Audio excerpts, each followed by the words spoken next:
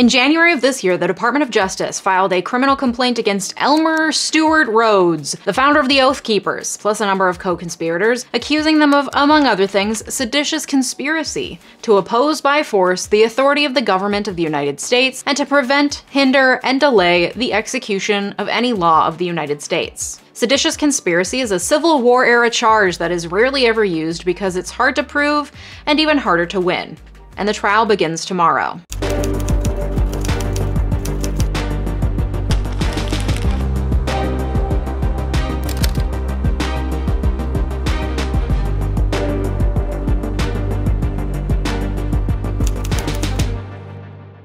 So this entire lawsuit focuses on the activities of a group called the Oath Keepers, a loosely organized group of people that claims to defend the US Constitution and fight tyranny. The founder, Stuart Rhodes, is one of 11 named defendants in this case. Let me thank my partner on today's video, 𝗪𝗑𝗧𝗪. I think the thing I get most compliments on are my glasses, which are the Blair frames from 𝗪𝗑𝗧𝗪, and I love them. I've been getting all of my glasses at 𝗪𝗑𝗧𝗪 for years. 𝗪𝗑𝗧𝗪 is committed to providing exceptional vision care online and in stores, offering eyeglasses, sunglasses, eye exams, and contact lenses. Glasses start at $95, including prescription lenses. And you can try 𝗪𝗑𝗧𝗪's free home try-on program. You order 5 pairs of glasses to try on at home for free for 5 days, and there's no obligation to buy. The try-on glasses ship free and include a prepaid return label, and you can try 5 pairs of glasses at home for free by going to 𝗪𝗚𝗏𝗏𝗏.com/Leeja. I'm always looking to freshen up my eyewear, so I got my home try-on kit. I'm looking for something bold.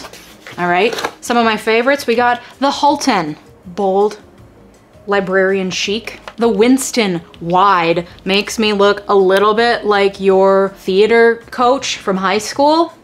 Kind of kooky. Also love the wide frames because it fits my big giant head. Then we have the understated Carlton, librarian again. The Robbie offers a nerdy, narrower option. It's like they're not even there. And then I think my favorite of this pack are the Faye, which is funny because they look pretty much like the Blairs that I already have, but with a little pink sass and a little bit rounder, which is fun. Back to the Blairs. Additionally, for every pair of glasses sold, 𝗪𝗑𝗧𝗪 distributes a pair of glasses to someone in need. Almost 1 billion people worldwide lack access to glasses. This means that 15% of the global population cannot effectively learn or work, which is wild because glasses were invented literally 700 years ago. 𝗪𝗑𝗧𝗪 partners with nonprofits like Vision Spring to ensure that for every pair of glasses sold, a pair is distributed to someone in need. Go to 𝗪𝗑𝗏𝗏𝗏.com/Leeja to order your home try-on kit today. Thanks, 𝗪𝗑𝗧𝗪. But who is Stuart Rhodes? Well, this is him, and frankly, he looks about exactly how you would expect him to look. Stuart Rhodes is from the Southwest. He joined the Army after finishing high school, becoming a paratrooper. He received an honorable discharge due to an injury during a night parachuting accident. He went to college at the University of Nevada, Las Vegas, graduating in 1998. After that, he landed his first political job, supervising interns in DC for Libertarian Ron Paul. He then went on to attend Yale Law School. He graduated in 2004 and clerked for Arizona Supreme Court Justice Michael D. Ryan, later volunteering on Ron Paul's failed 2008 presidential campaign. He, of course, had a blog, because who didn't, in the early 2000s, and in 2008 he posted his first political diatribe, railing against what he called a full-blown smear campaign of Ron Paul, who had been accused of making racist statements, claiming that clearly he was just a threat to the political establishment, who were pulling out all the stops in an attempt to stop the Ron Paul revolution. This man has clearly just been searching for someone that he could be a sheep behind the revolution for years. He also claimed that his maternal ancestors were Hispanic and quote-unquote American Indian, so because he's mixed race and he doesn't see any indication of racism from Ron Paul, then the claims just have no merit. Then in 2009, he formed the Oath Keepers in Nevada as a non-profit organization, recruiting current and former military officers, veterans, and police officers. The Oath Keepers launched officially at a rally in Lexington, Massachusetts on April 19th, 2009. This was in the wake of the election of Barack Obama. You'll remember there was quite the backlash after the Obama election, Tea Party movement, etc., etc. There's actually a book about it called Backlash, highly recommend, though it's a little outdated at this point. And the Oath Keepers, it's technically a non-profit, but it has ties to other anti-governmental extremist groups, including the Constitutional Sheriffs and Peace Officers Association. The way it's set up is that it has national leadership and then state, county, and local chapters across the country. Back in September 2021, an Oath Keepers membership list was leaked with more than 38,000 names on it. The Anti-Defamation League did a study and created this handy interactive map to show how many were signed up in each state and how many of them are elected officials and other public-facing people. You can check it out, see what's going on in your state. Most of them are current and former military, law enforcement, and emergency first responders. They recruit these types of people to capitalize on the skills and knowledge that they have. The main messaging for the Oath Keepers is that the government is engaging in attacks against its own citizens, working to strip them of their civil liberties, and it advocates for Americans to prepare for inevitable conflict with the government by stockpiling goods and supplies, engaging in paramilitary training, and creating small self-reliant community networks. Oath Keepers have provided private security to protect various people who were accused of violating regulations. For example, in 2011, a group of Oath Keepers stormed into 𝗬𝗏𝗧𝗏, Arizona, tiny little town, to defend local residents because they were ejected after refusing to leave a town council meeting on alleged government corruption. The Oath Keepers marched into town, claiming that this was a huge pivot point and the turning point where Americans will finally see the looming danger of the New World Order. However, they didn't stay in town very long, and then the State Bar of Arizona fined Rhodes $600 for practicing law without a license, because he wrote letters threatening a lawsuit on behalf of the affected residents. You can't do that. In 2015, the Oregon chapter of the Oath Keepers acted in support of a couple of Oregon gold miners who were mining in non-compliance with the Bureau of Land Management regulations and were ordered to stop. There was a huge call to action put out and about 700 people responded, setting up a perimeter security team, providing armed escorts, and blocking off entrance of the road to the mine. There wasn't any standoff, but the Interior Board of Land Appeals decided the miners could operate the mine while the appeal was being considered, and the Oath Keepers declared their mission accomplished. There were many other conflicts with the Bureau of Land Management for similar issues. Rhodes is a good friend of Alex Jones, surprising to no one. Alex Jones then, of course, contributed to giving him a bigger platform for his far-right conspiracy theories. He thinks that the states have the right to disregard federal law. He thinks any form of gun control is a noxious attack on the Second Amendment that should trigger violent resistance. And a lot of Rhodes' extremist rhetoric, especially around elections, has to do with his conspiracy theory that there's an imminent threat from the West to the West from immigrating Muslims and other immigrants, leading to an invasion that would favor Democrats at the polls. Days before the 2020 election, he took to InfoWars, Alex Jones's show, to say that a second civil war was on the horizon, also saying that the Democratic Party had been bought by the Chinese government, and saying that there would be a Benghazi-style attack against the White House on election night. And all of this basically came to a head on January 6th, after the election of Joe Biden. And we have the indictment to give us a background of at least what the feds allege happened in the lead up to and on the day of January 6th. Here's what the indictment claims. It says that beginning in late December via encrypted and private communications, Rhodes and his co-conspirators coordinated and planned to travel to DC on around January 6th, the date of the certification of the Electoral College. They made plans to bring weapons to the area to support the operation, and then traveled across the country, across state lines, to Washington, D.C. in early January. Then on January 6th, around 2 p.m., when the crowd around the Capitol had forced their entry into the Capitol by breaking windows, ramming doors, and assaulting Capitol police officers, Rhodes entered the restricted area of the Capitol grounds and directed his followers to meet him at the Capitol. At 2:30, a group of Oath Keepers, not including Rhodes, marched in a quote-unquote stack formation up the east steps of the Capitol to the area outside of the Capitol Rotunda doors. At 2:38, the doors were breached, and Stack 1 stormed into the Capitol along with the mob, causing damage worth thousands of dollars. Once inside the Capitol, Stack 1 split up. Half of them tried to push their way through the cops guarding the hallway that led to the Senate chamber. They were unsuccessful. The other half headed towards the House of Representatives, looking for Nancy Pelosi. They were also unsuccessful. Later, another group of Oath Keepers formed a second stack, and at 3:15, they breached that same rotunda that Stack 1 had previously entered.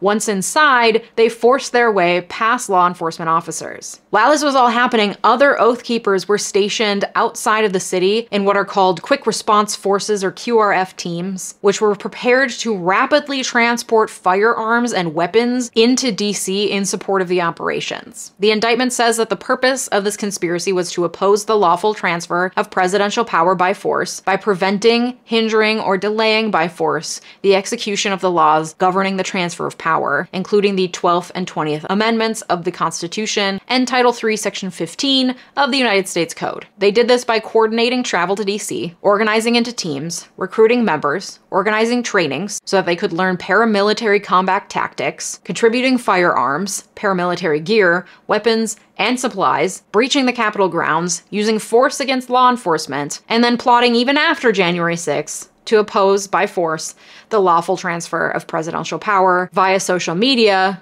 to communicate with co-conspirators. And the complaint specifies that Rhodes, who was not part of the group that actually entered the building, they're saying that he was part of the conspiracy, and according to this indictment, he began disseminating messages that encouraged his co-conspirators to oppose by force the lawful transfer of presidential power, including messages that said, amongst other things, quote, "We aren't getting through this without a civil war. Too late for that. Prepare your mind, body, spirit." And quote, "We must now do what the people of Serbia did when Milosevic stole their election. Refuse to accept it, and march en masse to the nation's capital." He even publicly published this plan of action under the headline, "What We the People Must Do." He then held a meeting on November 9th, 2020, in which he outlined a plan to stop the lawful transfer of presidential power, including preparations for the use of force, urging those listening to participate. One of his co-conspirators reached out to Rhodes on November 9th to provide results of a reconnaissance mission that he had taken into DC and to coordinate planning for an upcoming operation there. On December 11th, 2020, Rhodes sent a message in a private chat saying, "It will be a bloody and desperate fight. We're going to have a fight.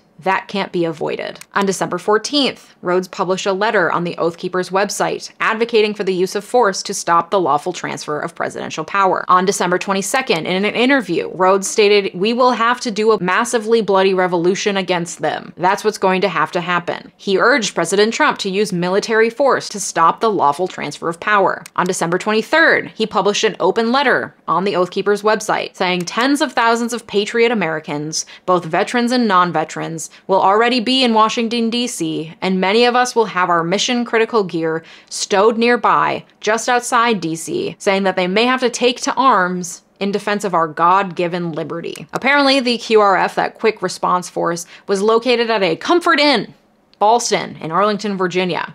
So they have a fully armed operation operating out of a Comfort Inn. January 1st and 2nd, Rhodes spent approximately $5,000 on firearms and related equipment. One of his co-conspirators even asked if people have a boat on a trailer that could handle a Potomac River crossing, to have someone standing by at a dock ramp, to have the quick response team with heavy weapons standing by and loading them on the boat and then ferrying them across the river. On January 3rd, Rhodes left Texas, where he lives, heading to Washington, D.C. While traveling, he spent $6,000 in Texas on an AR platform rifle and firearms equipment. And then he spent, on January 4th, approximately $4,500 in Mississippi while traveling to D.C. on more firearms equipment. Between January 1st and 5th, him and his co-conspirators transported firearms, ammunition, and related items to the Washington, D.C. metropolitan area. On the morning of January 6th, Rhodes messaged the leadership Signal chat saying, "We will have several well-equipped QRFs outside D.C., and there are many, many others from other groups who will be watching and waiting on the outside in case of worst-case scenarios." They then departed at 8:30 a.m. to drive to the Capitol area. A person who was with Rhodes messaged the group saying, "We are acting like the founding fathers. Can't stand down." Rhodes then said, "Hey, the founding generation stormed the governor's mansion in MA and tarred and feathered his tax collectors, and they seized and dumped tea and water. They didn't fire on them, but they street fought. That's where we are now. Next comes our Lexington. It's coming. At 2:24 p.m., Rhodes messaged one of his co-conspirators saying, "Go to the south side of the US Capitol. That's where I'm going." He then sent another message to the whole group saying, "Come to the south side of the Capitol steps." At 3:09 p.m., someone messaged saying that the news is reporting Congress has been given gas masks and are trying to get out. To which Rhodes responded, "Fuck 'em." At 3:30 p.m., Rhodes messaged the leadership chat saying, "Anyone in DC who is not tasked with a security detail, come to the US Capitol on the Supreme Court side." And then they all gathered with him just outside the Capitol. That evening, the group met at a restaurant to celebrate their attack on the Capitol and then discuss next steps. That night, he sent a message saying, "Thousands of ticked-off patriots spontaneously marched on the Capitol. You ain't seen nothing yet." He also said patriots entering their own capital to send a message to the traitors is nothing compared to what's coming. In the weeks after January 6th, Rhodes purchased a large volume of firearms and firearms-related equipment. And later, Rhodes messaged many people telling them to organize local militias to oppose President Biden's administration. This is what the complaint alleges, and based on this information, they have charged him and his co-conspirators with seditious conspiracy, conspiracy to obstruct an official proceeding, obstruction of an official proceeding, conspiracy to prevent an officer from discharging any duties, destruction of government property, civil disorder, assaulting, resisting, or impeding officers, and tampering with documents, alleging that Rhodes and his co-conspirators deleted many media files and communications from their phones on or after January 6th. The most notable charge here is, of course, the seditious conspiracy charge because it's weird and not commonly used, and it's from the Civil War era. Seditious conspiracy is codified as 18 U.S.C. 2384, and it says, "If two or more persons in any state or territory conspire to overthrow, put down, or destroy by force the government of the United States, or to levy war against them, or to oppose by force the authority thereof, or by force to prevent, hinder, or delay the execution of any law of the United States, they shall each be fined under this title, or imprisoned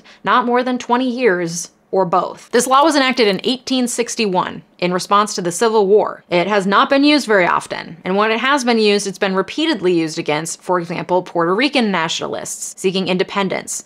Happened in 1936, 1954, and 1980. It's also been used against other far-right groups, though mostly unsuccessfully. Last time the government successfully convicted someone for seditious conspiracy was in 1998, when a Muslim cleric named Omar Abdel-Rahman, also known as the Blind Sheikh, was found guilty in connection with the 1993 World Trade Center bombing. What makes this different, however, is that we've never had a sedition case where the defendants could credibly claim that the commander-in-chief of the United States was basically calling them into action. However, the district judge assigned to the case, Judge Amit Mehta, will restrict the Oath Keepers from trying to lay any blame for their actions on Trump, saying that there's no public authority defense, because Trump didn't have any authority to call them to action on January 6th. There's also a question of whether some of the defendants will be able to argue that there was no conspiracy, because they were just waiting for Trump to give them lawful authority to use force under the Insurrection Act, a law that empowers the president to deploy the military to suppress civil disorder. The prosecutors have to show that the defendants not only spoke about using force against the government, but they also took steps to execute their plan. There has to be a realistic chance that this could have worked. It's not just them engaging in puffery in their messages. Prosecutors are expected to use video clips from the attacks, text messages, and audio recordings of the defendants,